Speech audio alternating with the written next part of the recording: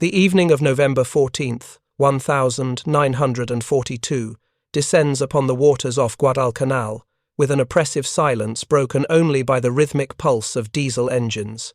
7 Japanese destroyers cut through the darkness in single file, their hulls gleaming under moonlight like steel monuments to naval superiority. Captain Toshio Abe commands the lead destroyer, the Akatsuki, a modern Kagero-class vessel equipped with the latest in Japanese naval technology. Within the next 90 minutes, every certainty that has defined Japanese naval dominance will be obliterated by a weapon the Imperial Navy doesn't yet understand exists. This is not merely a story of a naval battle. It is an examination of why the most technologically advanced warships in the Japanese fleet, commanded by experienced officers and crewed by thousands of trained sailors, were systematically torn apart by American shells that detonated in mid-air, an impossibility, according to everything Japanese naval engineers believed about gunnery. The question that would haunt Japanese naval planners for the remainder of the Pacific War remains deceptively simple, yet profoundly complex. How did American 5-inch shells fired from inferior cruisers and destroyers kill Japanese sailors through the very air itself, before the projectiles could even reach their targets? The answer reveals not just a technological revolution, but a fundamental shift in how modern warfare would be conducted. While history books chronicle the Battle of Guadalcanal as a triumph of American naval gunnery and tactical improvisation, few examine the Japanese perspective with the scrutiny it deserves.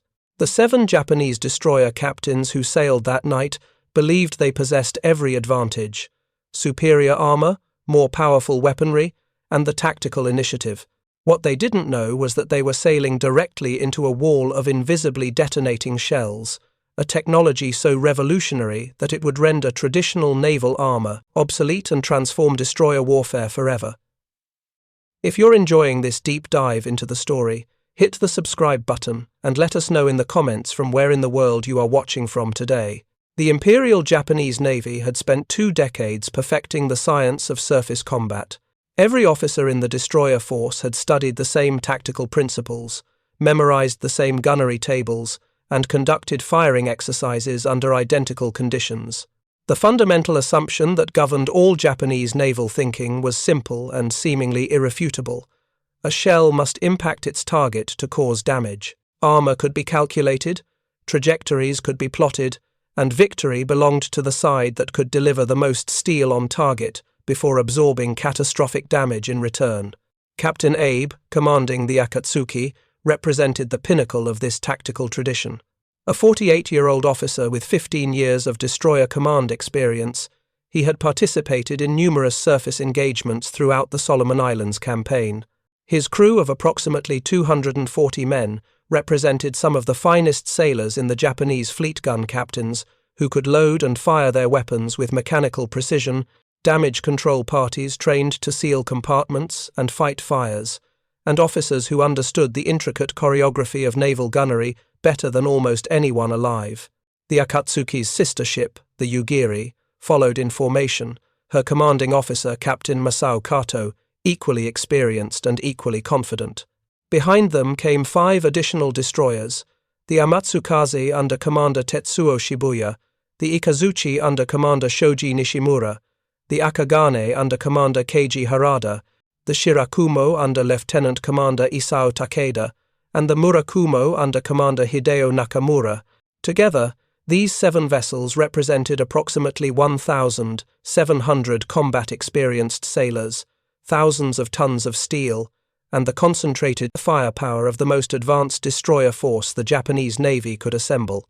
They had been dispatched on what was ostensibly a routine operation: escort a transport convoy to reinforce the Japanese garrison on Guadalcanal. The Americans had been attempting to dislodge Japanese forces from the island for months, and this supply run was critical to maintaining the Navy's foothold in the Solomon Islands. The destroyers would proceed down the slot, the channel between the parallel chains of islands that funneled traffic into Guadalcanal, deliver their cargo, and return to base before dawn, in and out. A simple operation executed by superior crews in superior ships. What the Japanese commanders did not know was that American radar had detected them hours earlier, and American gunnery officers were already calculating firing solutions based on information that Japanese sailors could not even perceive. The American task force waiting off Savo Island consisted of 5 cruisers and 8 destroyers vessels that Japanese tactical doctrine considered quantitatively inferior to the Japanese destroyer force. The Americans possessed smaller caliber guns, less sophisticated armor, and fewer overall tonnage. According to every principle of naval warfare that had been taught in Japanese naval academies, the encounter should result in a decisive Japanese victory. Captain Abe received the contact report at 1:33 a.m. on November 15th. American ships ahead. Distance, 23,000 yards. He ordered the Akatsuki to increase speed and moved his force into attack formation. His destroyers carried Type 93 Long Lance torpedoes, arguably the finest submarine-launched weapons in the world, with a range of 22,000 yards and a warhead that could shatter a cruiser. At this distance, the Japanese possessed a decisive advantage. They could launch their torpedoes before the Americans could effectively respond with their smaller caliber main batteries. The bridge of the Akatsuki hummed with quiet professionalism as officers plotted the American position on tactical charts. Gun crews stood ready at their mounts. The Akatsuki carried 6 5-inch guns and 4 24-inch torpedo tubes. Damage control parties moved into position throughout the ship. Everyone understood the tactical situation. They were about to engage an American task force. They possessed superior weapons. They would execute the tactical plan they had drilled 100 times. None of them understood they were about to encounter something that would rewrite the future of naval warfare. Thousands of miles away at the Naval Ordnance Laboratory in Maryland, the engineers and physicists who had developed the proximity fuse, officially designated the VT fuse, had no direct knowledge that their creation would be tested in combat this night. The weapon that would tear the Akatsuki apart represented one of the most significant technological achievements in military history, yet its existence remained so classified that only a handful of American officers even knew it existed. The problem that American gunnery experts had grappled with since the early days of the Pacific War was deceptively straightforward, yet extraordinarily difficult to solve. How do you effectively defend a ship against aircraft when your guns can only fire shells that explode on impact? Anti-aircraft defense relied on flak shells that exploded in the air near their targets, creating clouds of shrapnel.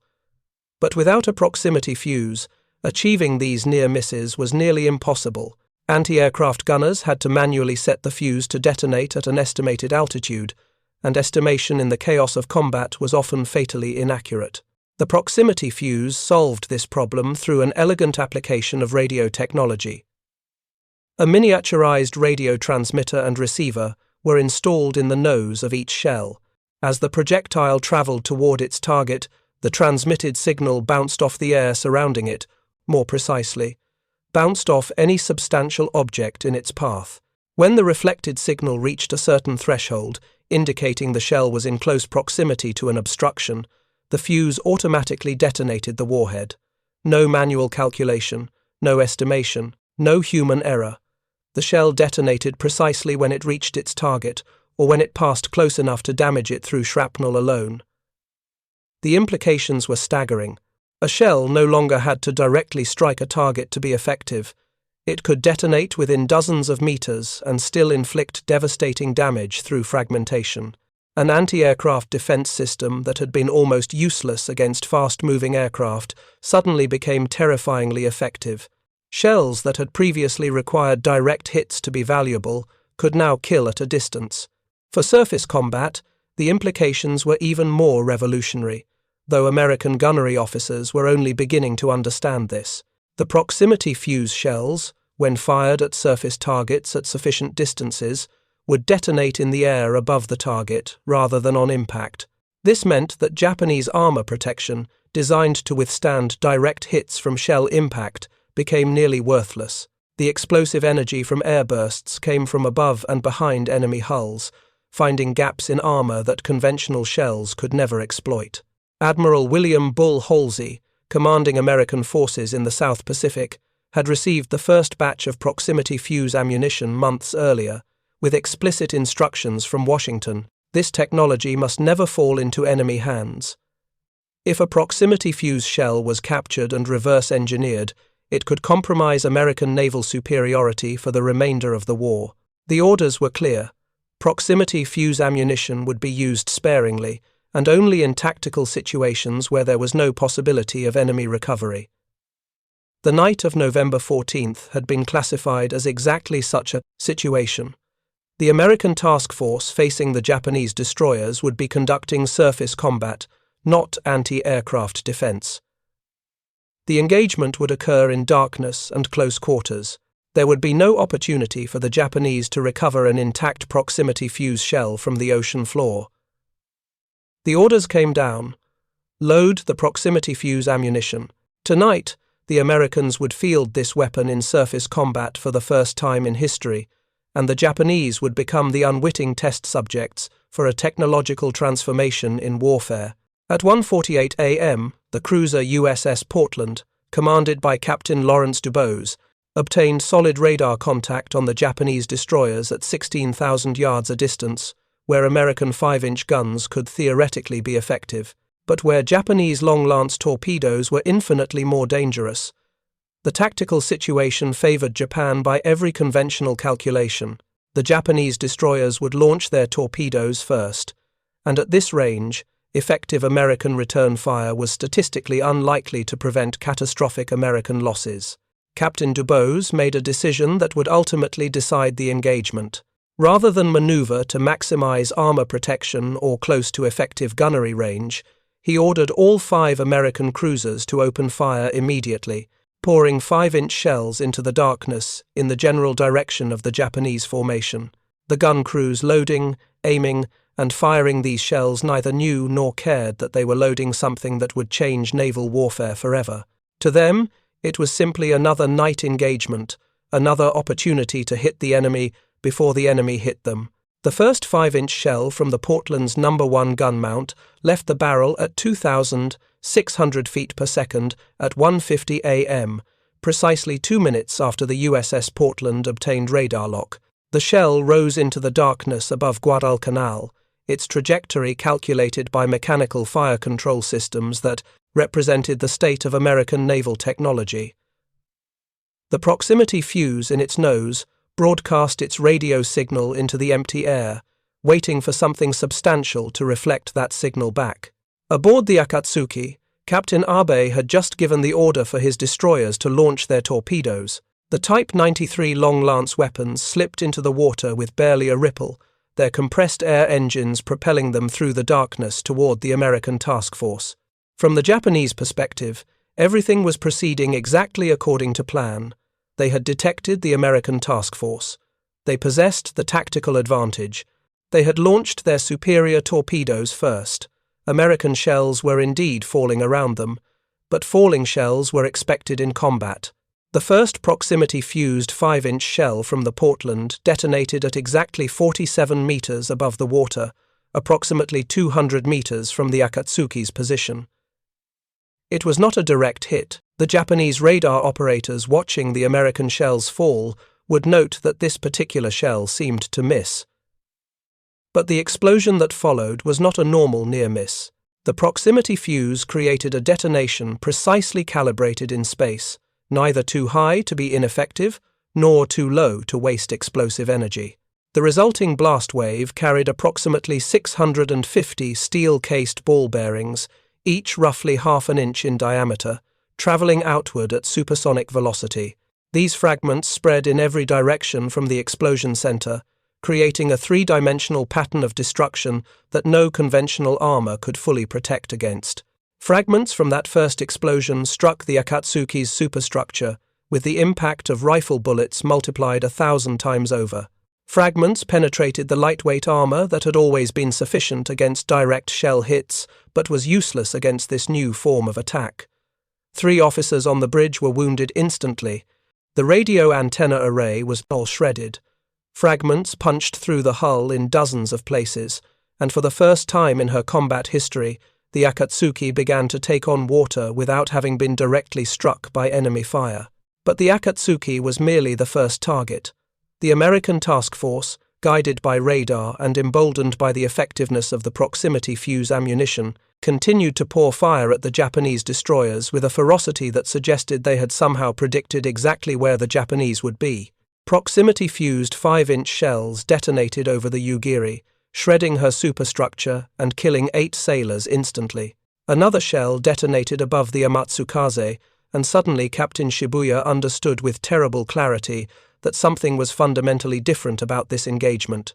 The Japanese destroyers returned fire with their own guns, but they were firing at American ships detected by optical rangefinders and tactical estimation in darkness. Most of their shells missed entirely. Some achieved hits on American cruisers, but the hits failed to inflict the catastrophic damage that should have accompanied such direct strikes. It was as though the Americans had somehow become capable of fighting a different type of battle than anything in Japanese tactical doctrine.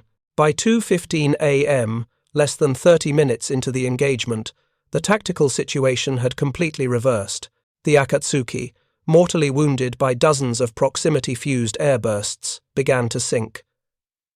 Captain Abe and 115 of his crew went down with the ship. The Yugiri, similarly devastated, limped away from the action before being scuttled by her own crew to prevent capture. The Amatsukaze suffered hull damage so severe that she required months of repairs. The Ikazuchi took multiple airburst hits that killed 43 sailors and rendered her main battery ineffective. Only the Shirakumo, commanding officer Lieutenant Commander Takeda, managed to achieve a coordinated withdrawal. The Akagane and Murakumo, attempting to continue the engagement, both suffered catastrophic damage from proximity-fused airbursts. The Murakumo ultimately sank, taking Commander Nakamura and 180 of her 240-man crew to the bottom. In less than 40 minutes, the superior Japanese destroyer force had been devastated by a technological development they could not comprehend. Of the 7 destroyers that began the night with complete confidence in their superior gunnery and armor, 3 were sunk, 2 severely damaged, and the remaining 2 had been forced to flee. More than 600 Japanese sailors lay dead or dying in the waters off Guadalcanal. The casualties on the American side, by comparison, were minimal, fewer than 100 killed across the entire task force. Captain Abe's last transmission before the Akatsuki slipped beneath the waves was a simple statement of fact: enemy shells are detonating in the air. The message reached Japanese headquarters at Rabaul, but the senior officers who received it had no context to understand its significance. Shells detonating in the air? That was impossible. Such a thing violated every principle of naval gunnery. It must be a transmission error or a misunderstanding of the circumstances. But it was not an error. It was the first indication that the nature of naval warfare had fundamentally changed. The men aboard the Akatsuki and her sister ships had encountered a technology that would render their carefully designed armor protection nearly worthless. They had faced an enemy that could kill them through the very air surrounding their ships. And most terrifying of all, they had no defense against this invisible form of destruction. As dawn broke over Guadalcanal on November 15, 1942, the scale of the Japanese defeat became apparent. The wreckage of the Akatsuki and Murakumo floated on the surface, monuments to a tactical doctrine that had become obsolete in a single night. Survivors clinging to debris reported the same phenomenon again and again. The shells had exploded in the air, nowhere near direct impact with the ship's hull, yet they had killed and destroyed with terrible efficiency. The Japanese Navy would attempt to rationalize what had happened. Some officers suggested the Americans had deployed some form of new chemical explosive of exceptional power. Others speculated about new targeting systems. A few whispered about technology they could not explain, but none of them initially understood the truth. American shells were now detonating themselves, guided by radio waves transmitted from within the projectile itself, creating a form of warfare that Japanese naval engineers had not anticipated and could not effectively counter. For the men of the Akatsuki, Captain Abe's crew of 240 sailors, the night of November 14th would be their last. They had trained for surface combat their entire careers. They had studied gunnery, practiced damage control, and drilled tactical maneuvers hundreds of times. They had faced American attacks on the surface and from the air, but nothing had prepared them for an enemy that could kill through methods that seemed to violate the fundamental rules of warfare itself. The technological revolution embodied in the proximity fuse shell represented more than just an incremental improvement in American weapons systems.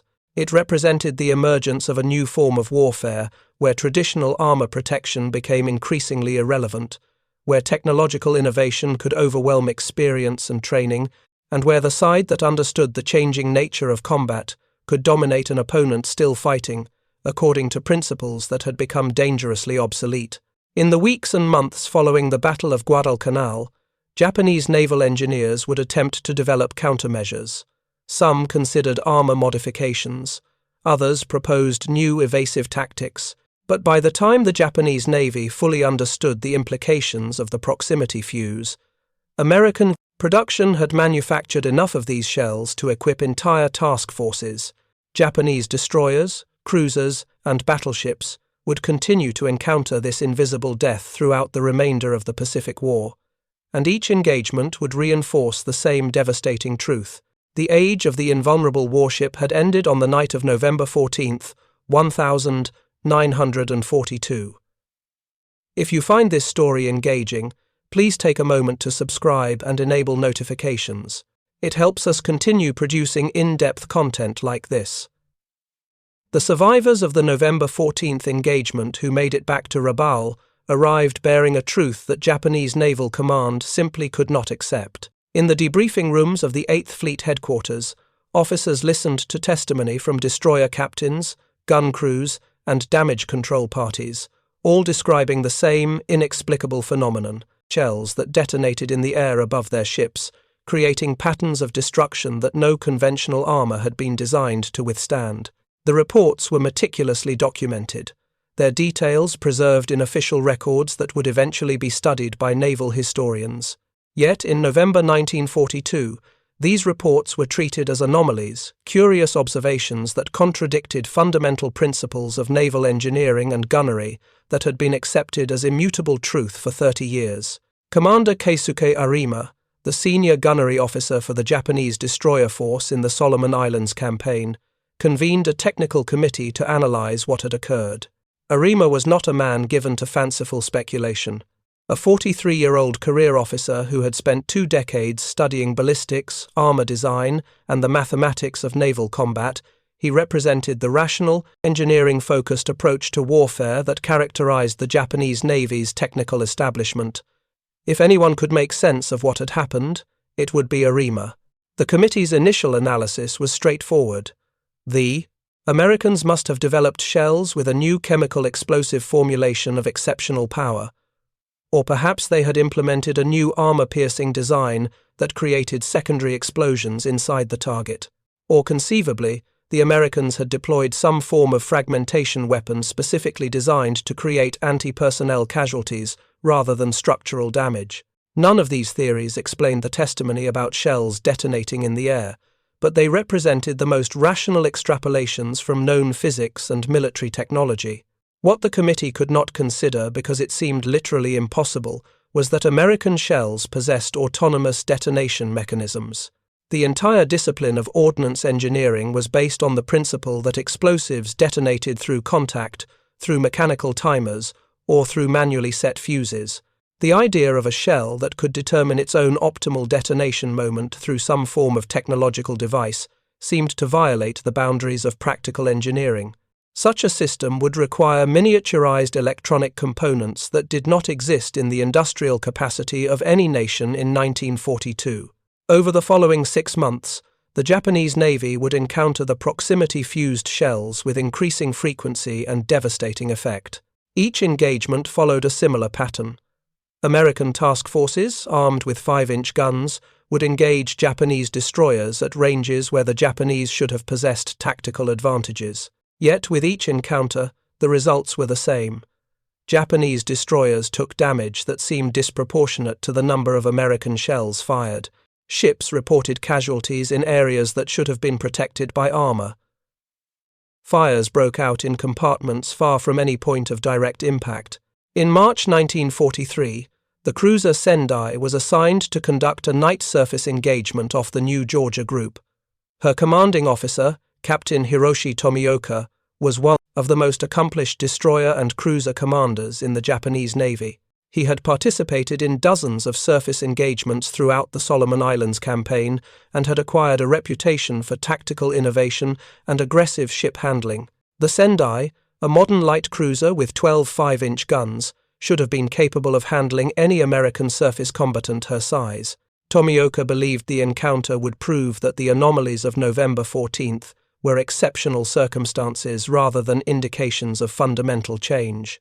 The engagement commenced at 11:47 p.m., with American cruisers and destroyers detected on radar at a range of 17,000 yards.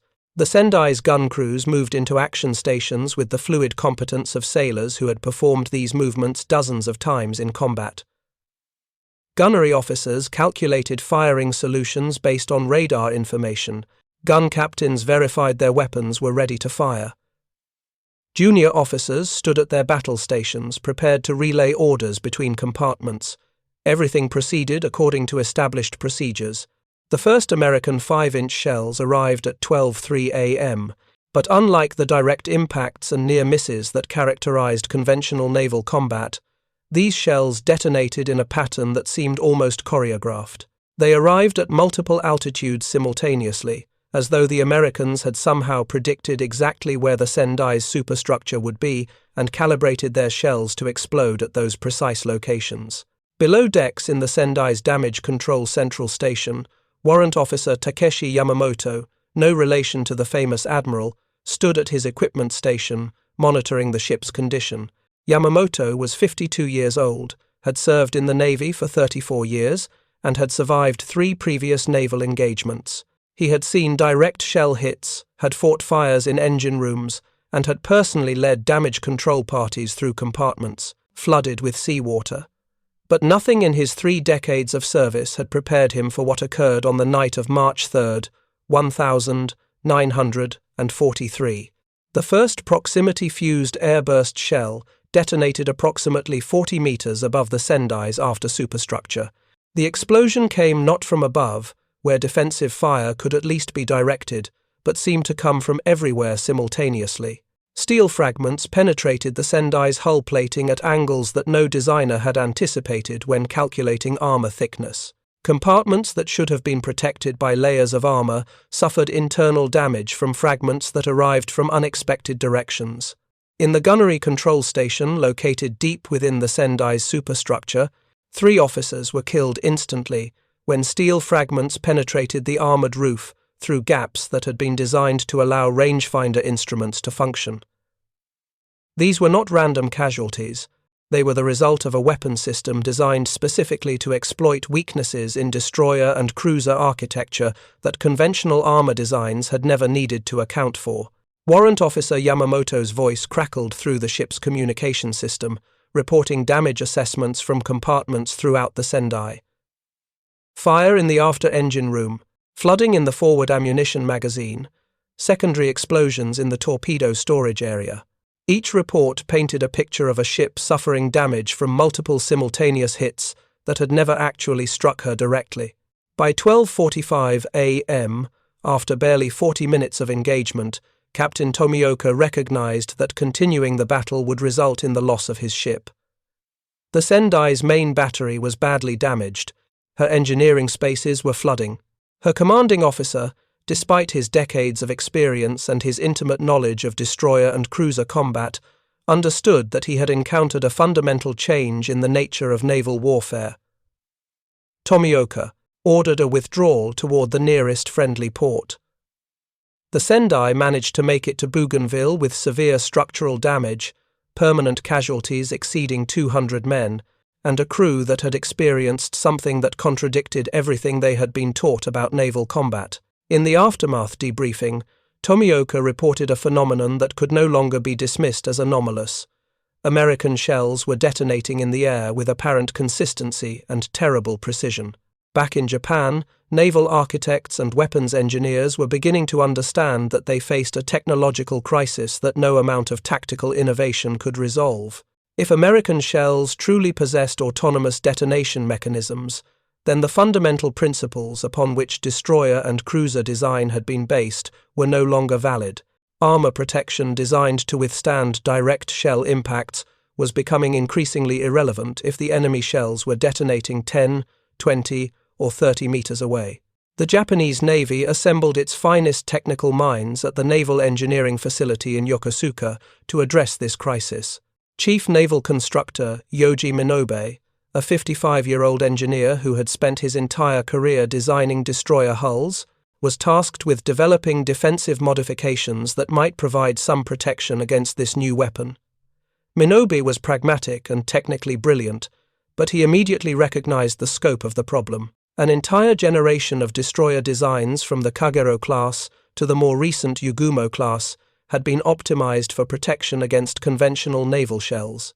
Hull form, armor thickness, the positioning of critical systems like engines and magazines, the location of command centers and damage control stations all had been calculated based on the assumption that threats would come from direct shell impacts that could be mitigated by placing key equipment behind sloped armor or deep within the hull.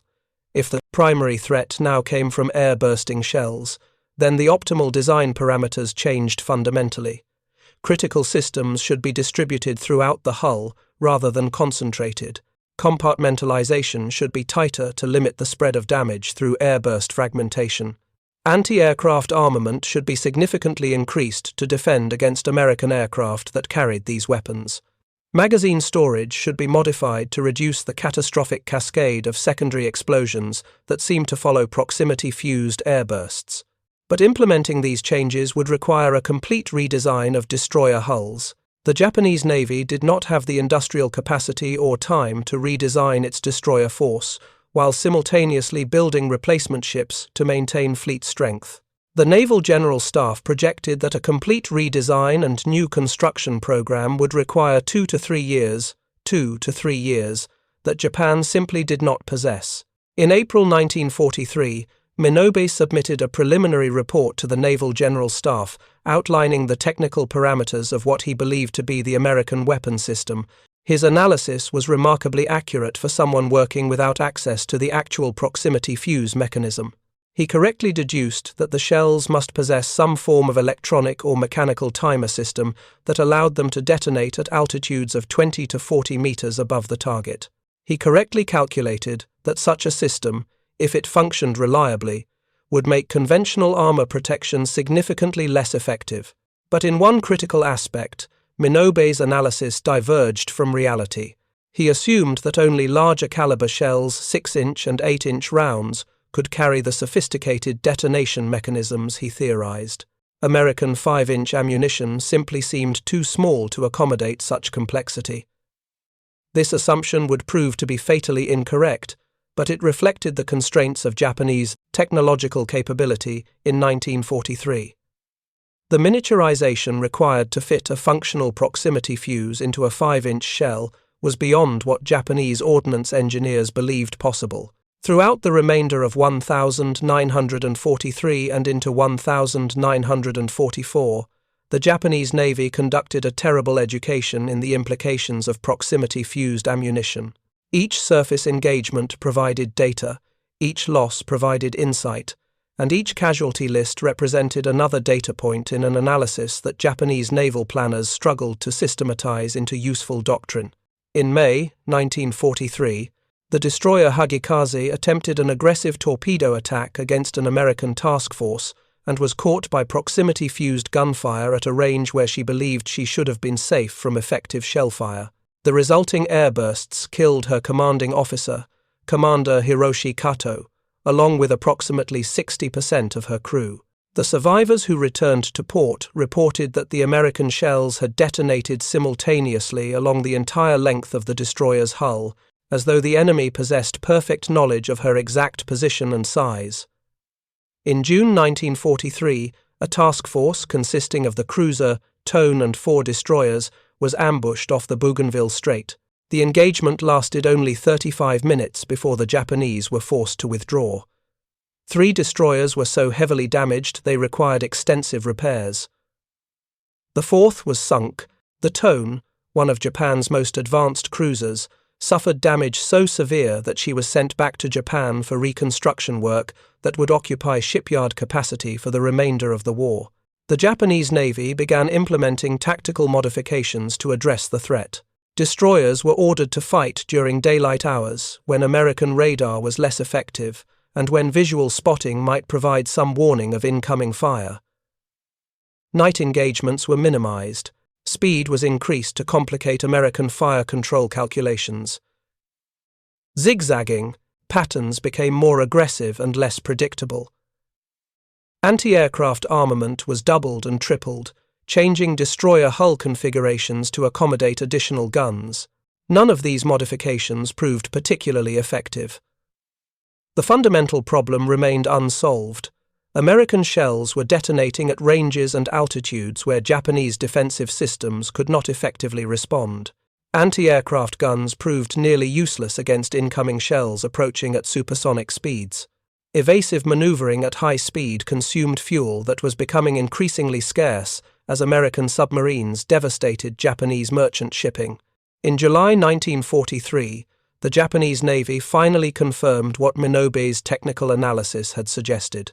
The American shells possessed some form of autonomous detonation system that functioned reliably at predetermined altitudes. How such miniaturization was accomplished remained a mystery, but the fact of its existence was now undeniable. Japanese ordnance engineers began work on developing a similar system, but the effort was hampered by lack of access to appropriate electronic components and uncertainty about the fundamental design parameters. By late 1943, the Japanese Navy had undergone a fundamental tactical and strategic reorientation in response to the proximity fuse threat. The close-range night surface engagements that had characterized the Solomon Islands campaign were increasingly abandoned in favor of daytime engagements, where visual fire control might offer some advantage. Even this proved illusory, as American radar fire control systems proved capable of effective ranging regardless of time of day or visibility conditions. The most devastating realization for Japanese naval planners was that the proximity fuse represented not a temporary tactical development, but a permanent transformation in the nature of naval combat. It was not something that could be countered through better tactics or more aggressive maneuvers. It was not a weakness that could be exploited through superior training or understanding of enemy psychology. It was a technological advantage that would persist for as long as American ordnance production continued to manufacture proximity-fused ammunition. By early 1944, Japanese Navy strategists began the painful process of accepting that the era of destroyer and cruiser dominance in surface combat was ending. The future belonged to aircraft and submarines, weapons systems that operated at ranges where superior armor was irrelevant. The surface fleet, which had been the pride of Japanese naval strength for decades, was gradually being relegated to secondary roles. Escort duties for transport convoys, local base defense, and desperate defensive operations against American amphibious assaults. Commander Isao Nakamura, a staff officer at the Naval War College in Tokyo, submitted an analysis in March 1944 that captured the strategic implications of the proximity fuse revolution. Nakamura argued that the development of reliable air-burst ammunition represented a threshold event in military technology, a development so fundamental that it altered not just tactics but strategy itself. The Navy that possessed this technology could inflict damage on enemy surface combatants at ranges where conventional gunnery doctrine deemed effective defense impossible. The Navy that did not possess this technology would be forced to accept attrition rates that were tactically and strategically unsustainable. Nakamura's analysis concluded with a sobering recommendation. Japan should immediately accelerate research into proximity fuse development and simultaneously begin transitioning naval operations away from close-range surface engagements. The surface fleet should be preserved for critical operations only, not expended in routine engagements where it would be subjected to proximity-fused fire without effective means of response. The recommendation was received with profound pessimism by the Giver in Friet, Naval General Staff. Japan did not possess the technological capacity to develop and produce proximity fuses in meaningful quantities before the end of the war. The surface fleet could not be preserved through conservation. It was already being expended in necessary combat operations throughout the Pacific. And even if the surface fleet were withdrawn to protected anchorages, it would merely delay the inevitable outcome while ceding the initiative completely to American naval forces. The human dimension of the proximity fuse revolution extended far beyond tactical and strategic analysis. In destroyer crews throughout the Japanese fleet, the realization that their ships had become increasingly vulnerable to a form of attack they could not defend against created a psychological transformation that was as significant as the tactical changes. Ensign Tomohiro Sasaki, a 23-year-old division officer aboard the destroyer Amatsukaze, had survived the November 14th engagement at Guadalcanal. In his personal diary, preserved after the war and eventually translated, Sasaki recorded his psychological state in the months following that catastrophic battle.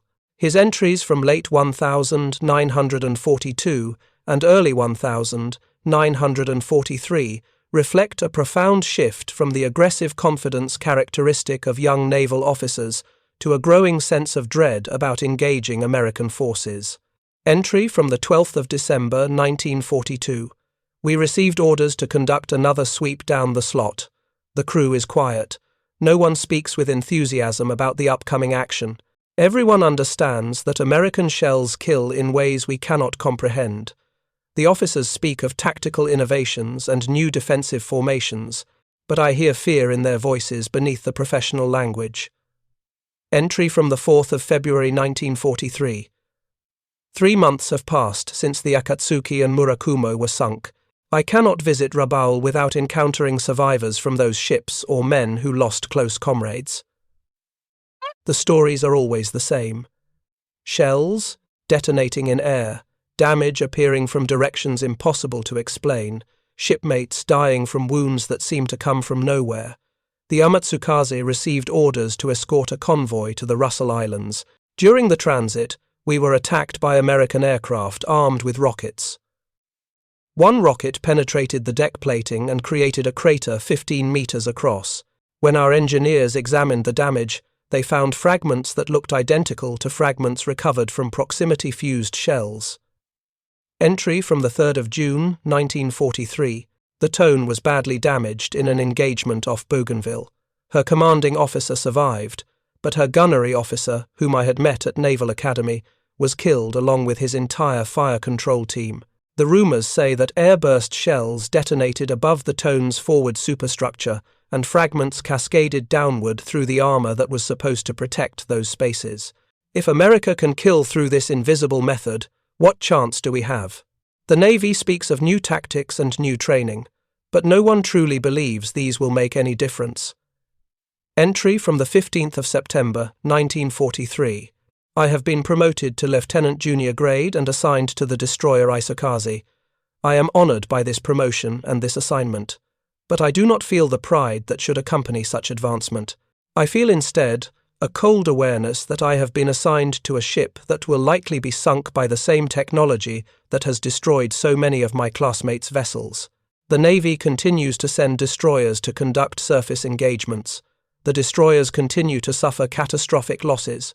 No one in authority seems willing to acknowledge that the old methods no longer work. We are locked in a pattern of tactical futility, hoping that somehow courage and sacrifice will overcome technological disadvantage. Ensign Sasaki survived the war but was killed during the American occupation of Japan in September 1945, when he participated in a confrontation between Japanese civilians and American soldiers. He was 25 years old. His diary survived and was discovered in 1952 by an American historian researching Japanese naval operations. The entries provide a rare first-person perspective on how proximity-fused ammunition transformed not just the tactical situation, but the psychological reality of service in the Japanese Navy. The proximity fuse shells that tore apart Japanese destroyers in November 1942 and throughout the remainder of the Pacific War represented far more than a technological innovation. They embodied a fundamental principle that would define modern warfare for the remainder of the 20th century and into the 21st. The nation that could miniaturize sophisticated technology and integrate it into weapons systems could dominate an opponent still employing conventional warfare methods, regardless of the opponent's courage, experience, or traditional tactical sophistication. The 7 Japanese destroyers that sailed from Rabaul on the night of November 14, 1942, were not defeated by American tactical brilliance or by any failure of Japanese courage.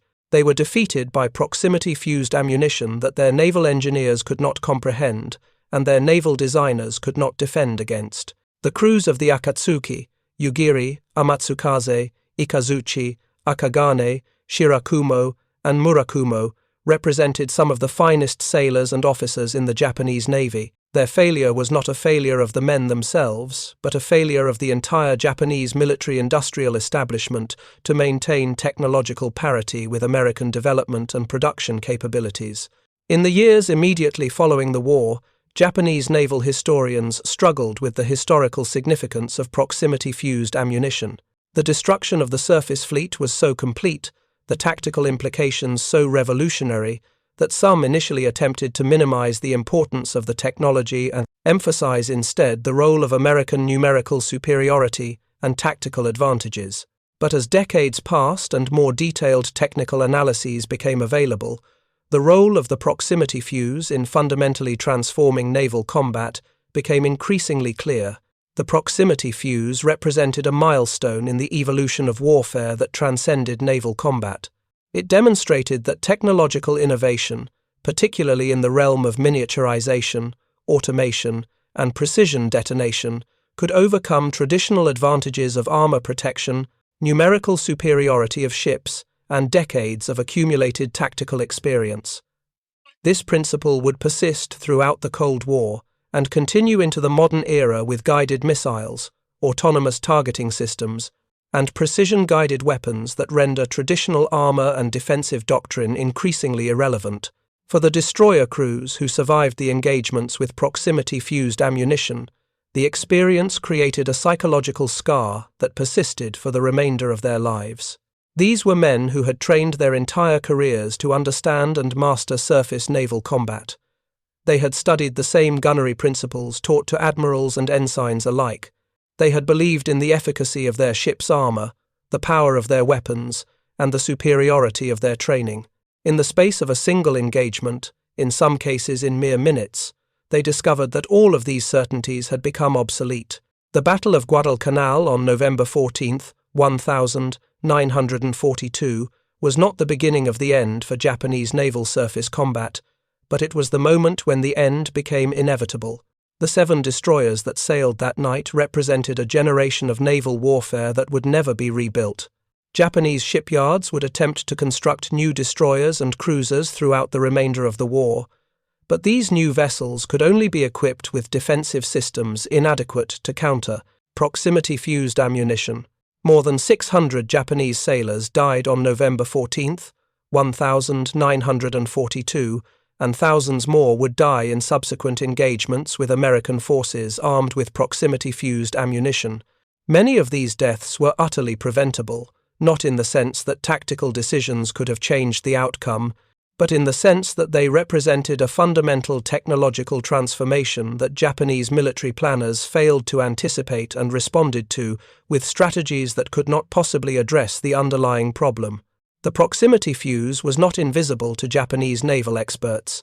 Its effects were observable, measurable, and thoroughly documented. But the fundamental nature of the technology, the fact that it represented an entirely new category of weapon rather than merely an improvement in existing weapons, was difficult for military thinkers trained in the conventional frameworks of naval warfare to fully comprehend. By 1944, the Japanese Navy had accepted that surface combat with American forces would result in losses that far exceeded any tactical or strategic benefit. Destroyer operations shifted to night engagements in restricted waters, where American radar would be less effective. Anti-aircraft duty became the primary function of surface combatants. The dream of decisive fleet battles, battles that had defined Japanese naval strategy since before the Russo-Japanese War, became impossible to achieve against an enemy armed with weapons that could kill at ranges and in manner that conventional armor could not prevent. The men who died aboard the Akatsuki and her sister ships died not because they lacked courage or skill, but because they encountered a technological transformation that their nation could not match and could not counter. Their deaths marked the end of an era in naval warfare. The age of armor, of close-range gun battles, of tactical maneuvers designed to achieve favorable gunnery positions, all of these became obsolete on the night of November 14, 1942. In the waters off Guadalcanal, in the dark hours of the early morning, 600 souls learned the hard way that courage alone cannot overcome fundamental technological disadvantage. Their sacrifice, unintended and unrecognized as anything other than military losses at the time, illuminated a principle that would define warfare for generations to come. The future belongs to those who can innovate faster, miniaturize more completely, and integrate sophisticated technology into weapons systems before their enemies develop adequate countermeasures. The proximity-fused shells that tore apart Japanese destroyers in November 1942 and throughout 1943 and 1944 transformed not just naval warfare, but the fundamental nature of military conflict itself. And in waters far from home, Japanese sailors paid with their lives for lessons that the entire world would eventually learn. Thank you for watching. For more detailed historical breakdowns, check out the other videos on your screen now, and don't forget to subscribe.